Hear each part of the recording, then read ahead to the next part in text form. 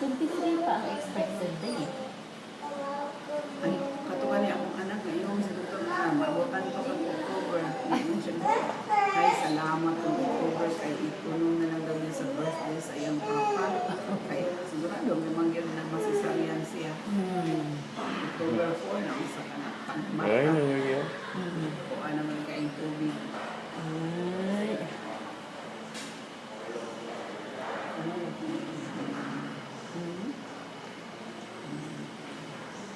May ganitong beses pa ito. Maging niya ni usahay.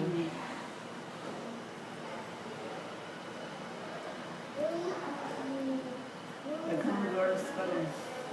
Ang kuhan kay post boys, isa rin ka both girl.